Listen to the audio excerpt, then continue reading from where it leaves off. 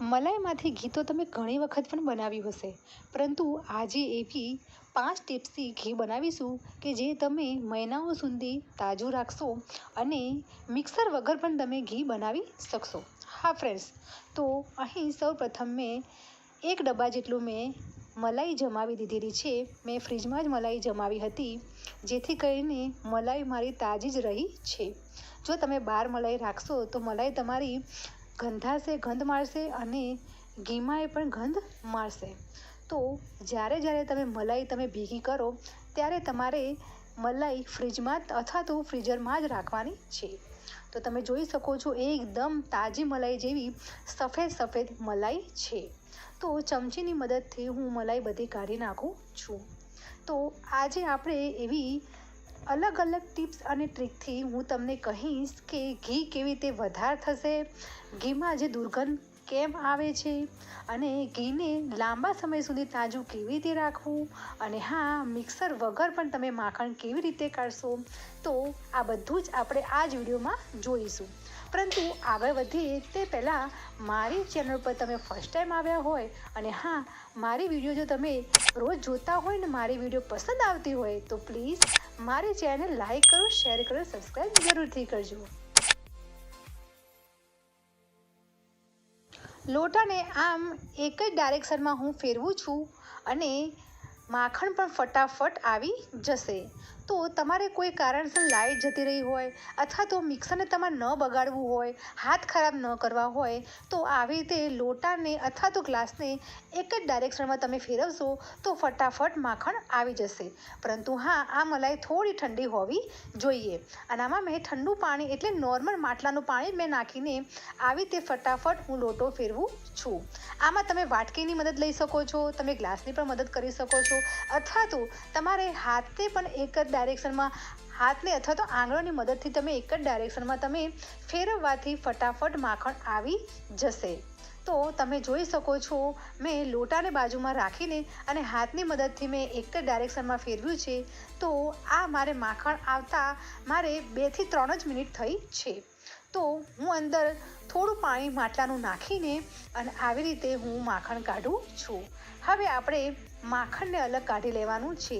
એટલે કે મેં પાણી નાખીને માખણને આપણે ધોઈ નાખ્યું છે, તો જેથી કરીને છાશનો ભાગ રહે નહીં અને ફટાફટ માખણ આવી ગયેલું છે તો ફટાફટ ઘી બની જશે.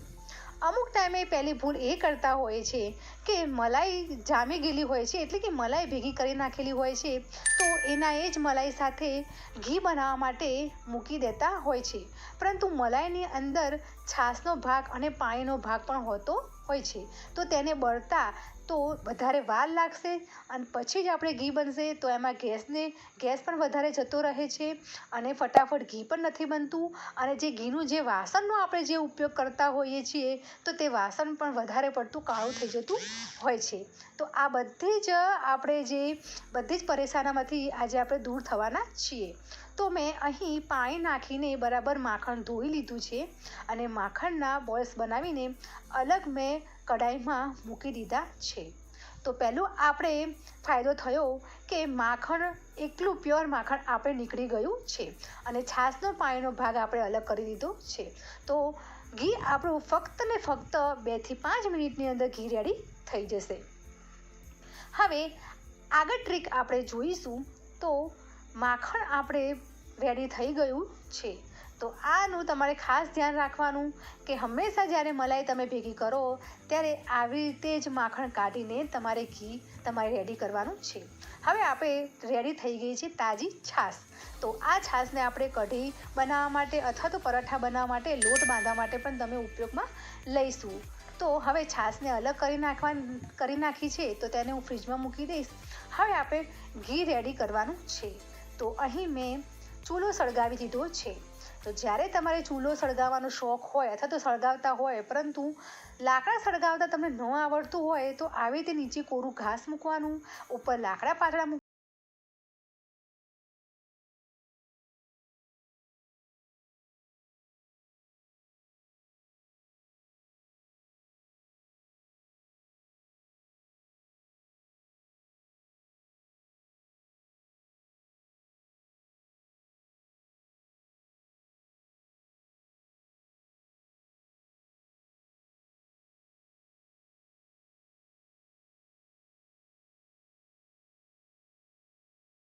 પહેલી ટ્રીક એ છે કે જ્યારે આપણે માખણ ગરમ કરવા મૂકીએ ત્યારે આવી રીતે ચમચાની મદદથી લગાતાર ફેરવવાનું છે.